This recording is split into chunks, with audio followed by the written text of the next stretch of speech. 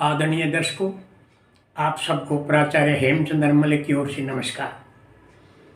जैसा कि आपको विदित है कि कल 25 सितंबर 2025 को रोहतक की नई अनाज मंडी में चौधरी देवीलाल, जो किसानों के मसीहा कहे जाते हैं, उनका 112वां जन्मदिन मनाया गया। इस अवसर पर एक भव्य राजनीतिक रैली का आयोजन किया गया, जिसके मुख्य प्रेरणा स्रोत रहे इनेलो के राष्ट्रीय अध्यक्ष चौधरी देवीलाल जी के पोते और 5 बार मुख्यमंत्री रहे ओम प्रकाश चौटाला जी के पुत्र अभय सिंह चौटाला। इस अवसर पर अनेक प्रांतों के राजनेता उपस्थित हुए। उन्होंने भी चौधरी देवीलाल को याद किया। इस अवसर पर कांग्रेस के वरिष्ठ नेता और पूर्व वित्त मंत्री प्रोफेसर संपत सिंह जी, पंजाब के पूर्व उप मुख्यमंत्री सुखबीर सिंह बादल जी, जम्मू कश्मीर के उप मुख्यमंत्री सुरेंद्र चौधरी जाट, इनेलो के प्रदेशाध्यक्ष रामपाल माजरा जी, तेलंगाना के पूर्व सांसद के कविता जी, जगदीप धनखड़ इस अवसर पर नहीं आ पाए, जबकि लोग इंतजार कर रहे थे कि शायद वो भी आएंगे। यह इनेलो के लिए अच्छा संकेत नहीं है। भादरा के पूर्व विधायक बलवान पूनिया जी, रेवाड़ी के पूर्व विधायक रघु यादव जी, विधायक आदित्य देवीलाल, विधायक अर्जुन चौटाला, कांता चौटाला, सुनैना चौटाला और लंदन से आए राहुल एलावत इस अवसर पर मुख्य अतिथि के रूप में उपस्थित हुए। इसमें युवा इनेलो नेता मंजीत कन्हेली भी उपस्थित हुए। इस आयोजन में मंजीत कन्हेली का बहुत बड़ा योगदान रहा है। इस अवसर पर बहुत बड़े वायदे किए गए। जो 2 वायदे जो किए गए मुख्य, उनका मैं जिक्र करना चाहूँगा। उन्होंने आश्वासन दिया कि अगर इनेलो की सरकार बनती है तो हरियाणा में जो पेंशन है, बुढ़ापा पेंशन, विधवा पेंशन, इसको डबल कर दिया जाएगा, अर्थात दोगुना कर दिया जाएगा। दूसरा जो बहुत बड़ा आश्वासन दिया वो ये था कि किसानों व गरीब तबके के लिए मुफ्त बिजली उपलब्ध कराई जाएगी। इसमें बुजुर्ग जमा किसान जमा गरीब की संख्या बहुत ज़्यादा थी। ये वास्तव में एक जन सैलाब था। अब हम इस बात पर आते हैं कि ये जो मुद्दा है, ये जो रैली हुई, इसका इम्पैक्ट क्या हुआ। देखिए, ये स्पष्ट तौर से है कि प्रति वर्ष चौधरी देवीलाल की जयंती को देश प्रांत के अलग अलग स्थानों पर मनाया जाता है।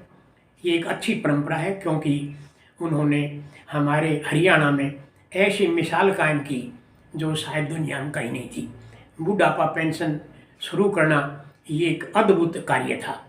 दूसरे, वो हमारे देश के उप प्रधानमंत्री भी रहे और प्रधानमंत्री की जो साफा था वो विश्वनाथ प्रताप सिंह को पहना करके बहुत बड़ी त्याग का परिचय दिया। तो इनकी जयंती को मनाना एक बहुत अच्छी बात है। अब प्रश्न ये होता है कि ये जो रैली हुई, इसका आयोजन हुआ, इसका इम्पैक्ट क्या हुआ हरियाणा की राजनीति में या दूसरे दलों पर। इसके लिए मुख्य बात तो मैं ये कहना चाहूँगा कि बीजेपी को इससे बहुत बड़ा लाभ होगा और सबसे ज़्यादा हानि होने की संभावना है कांग्रेस को, क्योंकि रोहतक जो है वो कांग्रेस का गढ़ माना जाता है। इसमें बहुत से युवा नेता जज्बा के भी, कांग्रेस के भी इस रैली में और इससे पहले भी इनेलो में शामिल हुए। इससे इनेलो की शक्ति कुछ मजबूत हुई।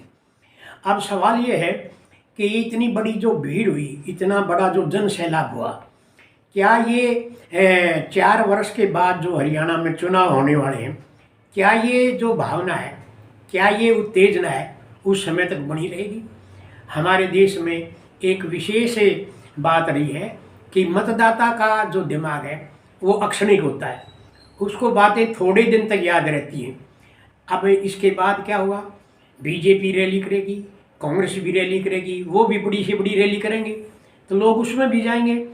तो लोग, ये जो प्रभाव है इसका, ये जो आज प्रभाव दिखाई दे रहा है, वो कुछ घटता हुआ नजर आएगा।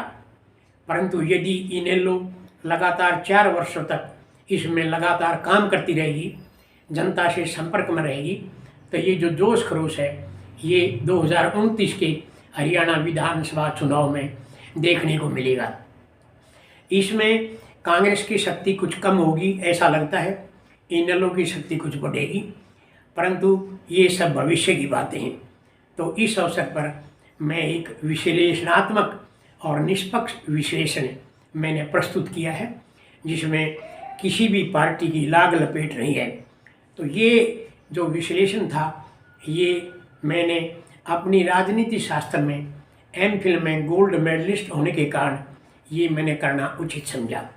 तो मैं हरियाणा के सभी देशवासियों को, हरियाणा के वासियों को मैं शुभकामनाएं देता हूँ कि आने वाले 2029 के चुनाव में आप अपनी बुद्धिमत्ता का परिचय दें और जो दल आपको ज़्यादा लाभ पहुंचाने वाला लगता है, आपका ज़्यादा हित करे, उस दल को आप वोट दीजिए।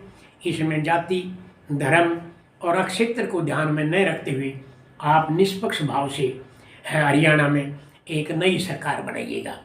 इन शब्दों के साथ मैं आपका धन्यवाद करता हूँ और सभी मतदाताओं को शुभकामनाएं देता हूँ। नमस्कार, धन्यवाद।